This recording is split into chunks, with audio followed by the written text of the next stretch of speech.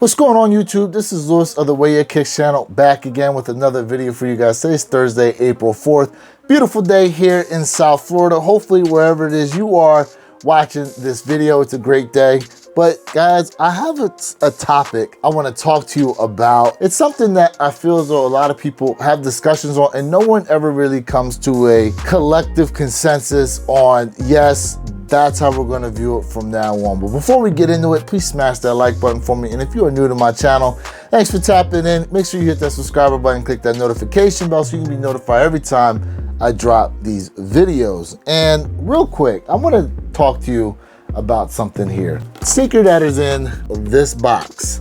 Label on here reads Air Jordan 4 Retro SP Sail White Pine Green. Then I already got one of the shoes out. I'm talking about the Jordan 4 Pine Green SBs. I've been on the hunt for this sneaker at a decent price for so long, and I finally came around to a price that I was willing to deal with. These here, I'm gonna constitute as a grail for me. And for a lot of you out there, it is a grail. But I consider these a grail, not only because I've been on the hunt for them for a while, but this is also a sneaker that has some prestige behind it, right? This is a Jordan 4 that was purpose built, not necessarily for basketball, but for skateboarding, which is why you got that SB there on the back. Now we all know SB originally stood for Sandy Bodecker, but now it means skateboarding. In any case, back to the prestige of the sneaker. Purpose built, you know, they added some padding in there. The back tab here is rubbery and flimsy, so it can't cut into your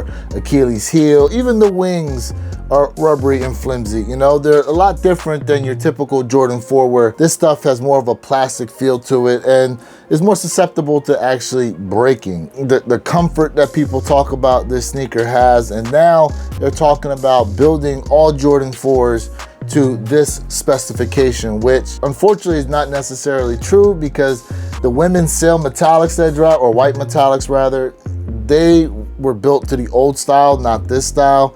Although we did get the Jordan 4 Bred Reimagines, they were built more to this style here. But that's what it is I want to talk to you guys about, grails. Now, some people look at grails differently, or look at what constitutes a grail differently. I feel as though, and a lot of people out there feel as though, a grail has to be a sneaker that, one, you are on the hunt for, two, has some prestige behind it, and three, I'm gonna add in, once you actually do get them in hand, it just does something to you internally. That it's gotta be a feeling of accomplishment if you go ahead and cop yourself a grail. It's almost like, you know, you've been working to achieve something for so long, and once you finally do get it, it's like, oh my goodness, I can't believe I have them. Because let me tell you, having these, I stare at them almost daily. And I know a lot of you out there have this shoe. You were probably able to get it on release day. And for you guys, the relief was, okay, I secured my pair because so many people were going out there trying to cop them. But for me, it was trying to cop these, again, at a price I could deal with, because we know those prices now are astronomically crazy. And these here, they are a used pair. They're not dead stock. But guess what? These are very near dead stock for the most part. And I'm gonna take it.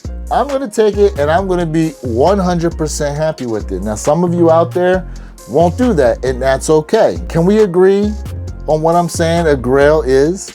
Now, there's some people out there who try to say that it's just a shoe that you really wanted and just couldn't get at the time. That's gotta be a grail. But for most of you to go ahead and pick up a sneaker like that, when you actually get it, does it really do something for you? Or do you say, oh, I'm so happy I have these, and then tomorrow you're on to the next thing? Another sneaker I can tell you is a grail for me is like these here. I was on the hunt for these for so long. I wanted to try to find myself a pair. Now, yeah, I could have easily went to StockX. I could have easily went to GOAT and went ahead and bought these, but I didn't. I came across these in a sneaker store here in Florida. Very near dead stock shoe. I didn't pay the high resale for them.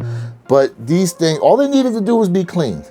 But I was so happy to go ahead and get these. Now, for some of you out there, maybe you know, maybe you don't know, maybe you like 13s, maybe you don't. That's not the point. This sneaker here is the He Got Game 13s. Yeah, Mike wore them in games, but this shoe was featured in a movie. So when I was able to come across these and put these in the collection, I was super excited. Now, some of you out there, maybe you're at a younger age than I am, a grail to you is gonna be something like, where are they at? Like these here, the Travis Scott fragments. Now, Travis Scott, of course, is the wave. A lot of sneakerheads, older and younger, are both after this shoe, but for a lot of people, if they can get their hands on a pair of Travis Scott fragments, they're gonna recognize these as a grail. Now, I believe these were the first Travis Scott low Jordan 1s that dropped, so yeah, there is the prestige of it being the first. But in terms of like them having anything to do with like Mike's career, nothing. Now here goes another sneaker I was just recently able to add to the collection, a pair of Jordan 11 Breads. Very happy to get these, but these actually have prestige. This is a grail. A lot of people out there have had this pair, probably wore them into the ground and want to come across a new pair to add back to the collection because we have no idea when this shoe is going to be released again. Now here's a sneaker a lot of people consider a grail, but doesn't necessarily have any prestige behind it. It just has a lot of high resale, and a lot of people are kind of turned off from trying to get this shoe because there have been so many fakes that have flooded the market through, you know, GOAT, StockX, and all those places. But I know that if people could get their hands on these, they would definitely go ahead and try to cop them. These are just one of those shoes, again, there's no real backstory to them, but a lot of people consider these a grail. Should they be considered a grail based on the prestige and story behind